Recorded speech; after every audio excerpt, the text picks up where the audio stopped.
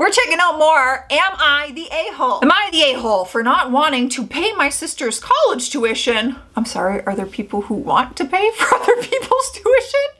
I didn't even want to pay for my own tuition. I'm a 28-year-old woman and my sister is 19. Our parents divorced when we were kids and we've been living with our mom ever since.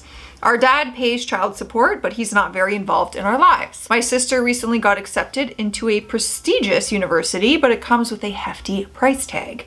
She applied for a scholarship, but she didn't get it. Now she's turning to me for help. She's asking me to split the cost of her tuition with her, which would be around $50,000 each. I'm currently working as a nurse and I've been trying to save as much money as possible for my own future. I have some student loans to pay off and I'm also saving up for a down payment on a house. I don't want to give up my hard-earned money to pay for my sister's education. When I told her she was being unreasonable, she got upset and accused me of being selfish. She said that families should help each other out and that she would do the same for me if our situations were reversed, but I don't think it's fair for her to expect me to pay her education, especially when she didn't get the scholarship she was hoping for.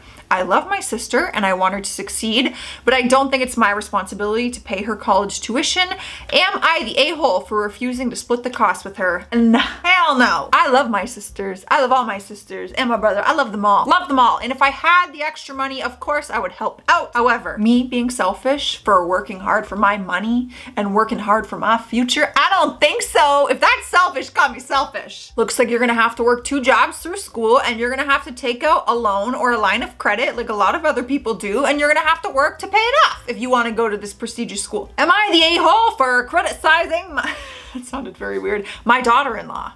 Well, it depends. Did she deserve it? All right. Oh, I, 60 male, am retired and living with my wife, 62, who recently retired as well due to health issues. I retired early when my youngest son, 34 male, completed his degree about 14 years ago.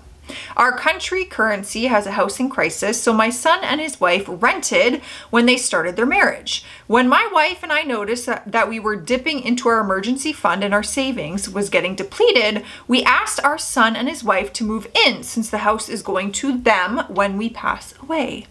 They both have stable jobs and my daughter-in-law has other side businesses that allow her to financially support her own parents as well. We belong to a culture where it's customary to take care of your parents when they get old. They moved in and have been covering all expenses, which help us keep our savings intact.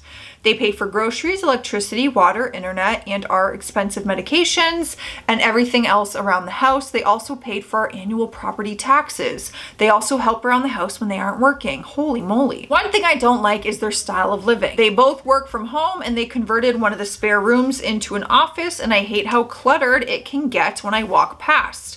I told my son that my daughter-in-law should spend extra time straightening up both their desks after work to keep the room organized. Oh, I don't know about this one. At one point, I walked past their bedroom while my son was walking out, so the door was ajar and I saw my daughter-in-law lounging on the bed, legs akimbo. I told my son it was unbecoming of a woman to behave like that.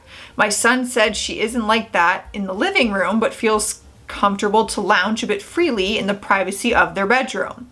My son and daughter-in-law have been distant with me since, with my daughter-in-law barely speaking to me at all. My wife spoke to both of them and asked if they are okay, and my daughter-in-law said she felt I was being misogynistic and that she didn't feel comfortable interacting with me anymore. She also said to my wife that if she doesn't end up feeling better about this situation, she will look into renting again and will move out and end the financial support to focus on their own living expenses. This is something we can't afford to happen, as it has been easier with them taking over all expenses, but I still think I'm right and they should take my feedback. Am I the a-hole? I don't like to call anyone an a-hole, so I will kindly say you are in the wrong here. First of all, they cover everything. Like, to even complain to me about the organization of a room, like, they're paying for the room. They're paying for everything. Like, what is there really to complain about? And then to make a comment about something like that, I would feel uncomfortable. And yeah, honestly, you're lucky it's not me, because if someone said that to me, I'll be right out of here. Pack up my stuff, enjoy your rent, I will be on my way. But I also don't live in a culture where he said it's customary to take care of your parents when you get old. So maybe others who are in that situation can speak out on this from your point of view. But me, I'm paying for everything and you trying to make comments like that? The Lord knows not to put me in a situation like that. He just knows. Am I the a-hole for telling my sister she can't visit if she's going to make my husband uncomfortable? Ooh, this is gonna be interesting. I'm very close with my mom and sister. They visit and have dinner with us all the time. Our family is real touchy-feely. It's never made us uncomfortable, and it's just thought as being friendly. My husband absolutely does not feel that way for a few different reasons. He hates to be touched. It took halfway into our relationship before he was really comfortable with me touching him. He's incredibly sweet and loving. It's just things that put him on edge.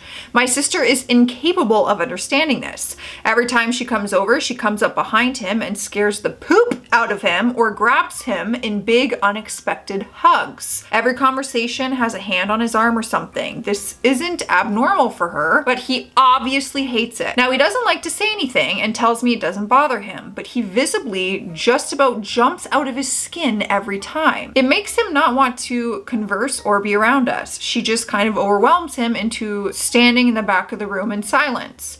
I've brought it up to my sister several times how much she dislikes that. She laughs about how shy he is, says he'll get over it. We've been married 4 years. It's reached the point where he just sits in our bedroom through the evenings my families are here. Yesterday, I sent my sister a text that said she had to realize how uncomfortable she makes my husband every time she visits, and if she couldn't keep her hands to herself, I didn't want her over anymore. She immediately called me all worked up, saying she didn't mean to and how she was just trying to be nice and make him feel like family. She got upset and hung up on me, and then my mom rings me about how immature we're both being and how we're making a big deal over basic social friendliness. She even called me dirty-minded for saying she was too much. They're so put out about it that I've just stopped responding to them. My husband feels terrible and thinks this stupid argument is all my fault, and everyone feels like poo. Should I have just left it alone? I still think I should have said something, but it feels like I just made everything worse. This just feels like miscommunication because your husband is saying he isn't bothered by it. So I'm confused. Is your husband bothered by it, or are you bothered by it? Either way, if someone doesn't want to be touched, no matter what the circumstances or reasoning is, I think it's easy to just say, oh, okay, those are your boundaries and I will respect them. Am I the a-hole for screwing my chairs to my table to prevent people from moving the chairs in front of my doorway? This just doesn't seem like a real issue to be putting on the internet, but let's read. Picture a long, narrow townhome with a combined living dining, then stairs and a doorway to a kitchen behind. I have a rectangular dining table that can seat 6, but in the space seats 4, 2 chairs on each long side. If any chair is moved to the ends, head of the table, it either blocks the stairs or the doorway to the kitchen. Gotcha.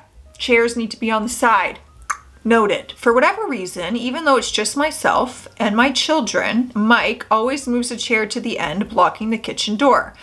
I have asked repeatedly he not do this. I can't get dinner to the table. We use this table for all our meals without squishing myself against the wall like a contortionist or waiting for him to get up and move. Repeat this 3 times a meal, at least 3 times a day, and you get to a point of how annoying this is. What is worse is my mother, who's grandma, old, didn't want to put her age, just old, does the same exact thing. She comes over at least 4 times a week for dinner. She's larger than Mike, so squishing past is not an option. And I'm left to crawl through the pass-through from the stair landing into the kitchen because that takes less time than asking her to move and waiting for her to dramatically grunt and get up and push her chair in. Here's the question. Last night, after taking care of 2 sick kids all week, I got their illness, but worse, I got hit with a 104.6 fever and fell asleep on the couch. At about 2 a.m., I woke up dying of thirst, and while barely able to stand, I tried to make my way in the dark to the kitchen for water. I fell over the stupid chair, which was at the end of the table. Again, I have literally begged every day for the past 3 years to stop putting the chair there. I had enough. I got out my screw gun. I screwed the legs of all 4 chairs to the coordinating legs of the table so they cannot be moved from the long sides of the table. It is now like a fixed fast food table with attached seats. Mike woke up and called grandma complaining, and the two of them are telling me I'm crazy and this is uncalled for and I'm overreacting because I'm sick. They also got mad that I hid the screw gun and Mike can't move his chair where he wants. I responded that it's my house, my table and chairs. Am I the a-hole? Honestly, I feel like I felt her frustration and how sick she was and how she was so frustrated because she's asked this so many times. For me, it's like leaving the chairs there is a simple request to help out your mom. Is it maybe a little bit dramatic? Some would say yes, but I don't think you're being a-hole for it, you know? Am I the a-hole for telling my elderly neighbor off for spraying insect killer? A couple of years ago, we bought a house with a garden. Our elderly neighbor does not like change much, and we have had a few disagreements already about where we place the kids' swing set, the flowers we were planting, the pets we were keeping, etc. We've tried to be accommodating where we could. I have a few food-related health issues and therefore grow some foods myself because I need to eat a lot of fresh produce. My kids love the fresh fruit and berries too. Hell yeah. When I was pregnant, I spent weeks on my knees digging up a garden bed on a formerly unused plot of land where my property borders on said neighbors. I plant non-invasive berry bushes. Since my neighbor is retired already, she watched me working and we've talked about my plans and why I was doing it. Everything was fine. A couple of weeks later, I was inside and movement outside made me look out the window. I saw her boyfriend with a huge garden spray canister spraying something unrecognizable on their hedge at the border between our properties. He doused them thoroughly and a lot of the spray landed on my new bushes.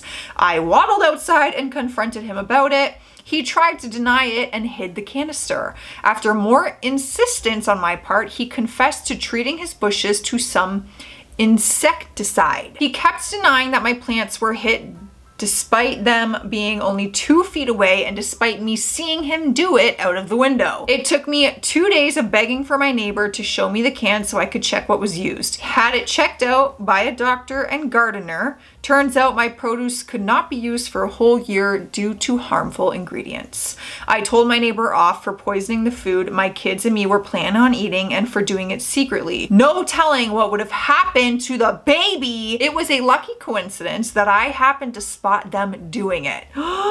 Now she's bad-mouthing me in the neighborhood and I was approached by people about being unreasonable. She can do what she wants in her garden and I am too paranoid and sensitive. When they were kids, they ate food after it had been sprayed and nothing bad happened. Am I really the a-hole here? No, I don't think you're an a-hole. Your concern was reasonable enough. It's poison. You have a baby in your belly. You have kids. You're pregnant. Like that could harm a lot of people. Am I the a-hole for being rude to the dogs of a lady I'm pet sitting for and yelling at her? I'm sorry, are you rude to the dog or the person? Because if it's the dogs, I'm gonna have a problem. I, 24 female, am a pet sitter and recently got a client who needs some regular pet sitting as she goes out of town for the weekend sometimes. She has 6 dogs, very friendly dogs. After my second week in there, she called me and thanked me, but said she was concerned about one thing she saw on the nanny cam footage. I thought of what I could have done wrong. She said that when I sat down on the couch and all the dogs were trying to get on me and pant and slobber in my face, I turned away from them and tried to nudge them away. She said it was important that someone not turn away from the dogs when they show excitement since she wants to encourage them to be friendly. I said, oh, so basically I should let the dogs breathe and slobber in my face when they want to. I thought she'd see the absurdity of it. She basically just said, yes, exactly, seeming to think nothing of it. The next time I went over, she had me sit down on the first step of the staircase with all the dogs around, and one predictably started licking and panting in my face. And she sort of laughed and said, see, don't turn away, he likes you. You'll learn to be fond of it. I did my best to hold my breath, but after all the dogs had their turn, I was ready to puke. I held it in as best I could until she was out the door and then gagged and felt sick for half an hour. That seems a little dramatic. The next visit, the same thing happened, and this time I did wince and turn around, which she got upset at. I told her that their breath stinks and I can't take it, and she got offended and said that they clean their teeth and it smells exactly as dog breath should smell, and that a real dog person would embrace that and accept their affection. I ended up yelling, stop trying to get me to smell your dog's breath, you weirdo, and stormed out, probably leaving leaving her scrambling to find someone else for the weekend. I am sad to lose a consistent high-paying client, but I couldn't take it anymore. I told a friend about it and he said, well, she does have a point that you can't act all averse to dogs and turn away from them in that industry, but I just thought there's a big difference between showing enthusiasm for dogs and for their breath. Okay, this is not what I thought it was gonna be. I thought you like did something like really mean to dogs. There are two types of people when it comes to dogs. I personally don't mind. Dogs, oh, your stinky mouth can be all up in my face. However, some do care. And I don't know, maybe this client is not the one for you. Am I the a-hole because I don't want to spend Mother's Day with my stepkids? Interesting. Valid question, I'm curious. Am I the a-hole for not wanting to spend Mother's Day with my stepkids? It's not that I dislike my stepkids or anything like that. I just think they should be with their mom and I think she would want the time. So I planned the day with just my kids. DH told me Saturday night they would be with us and he must not have sensed my feeling because he goes, now you'll have all the kiddos for your day. All I could think of was I'm not going to get to relax that day and my budget just tripled. We each have 4 kids, but only 3, my bios, live with us full time and 3 out of 4 of his kids come every weekend. So I decided to cover another mother's shift for Mother's Day. DH is now mad at me and I tried to explain to him if I'm not going to get to spend the day how I want, I'm just going to go to work. He's taking it super personal and I have no idea how to convey my feelings without sounding like I don't love my stepkids. I would just like a break and I thought Mother's Day was about mothers. Okay, this is interesting. My parents are divorced. I have a mother and I have a stepmother. I totally understand where she's coming from. That's a lot of kids. I think it's reasonable to think the stepkids would want to be with their biological mother. Doesn't mean your stepkids aren't yours, that you don't love them. But I can also understand being like, hey, the stepkids are coming. Now you get all of them. Like, this is so exciting. We're all gonna celebrate you for being an awesome mom. So it's just, we gotta communicate this somehow in the right way. But moms out there, or stepmoms, tell me how. I don't think you're being an a-hole though. I'm out of here, you guys. Stay classy out there. Stay sassy. And I'll see you tomorrow.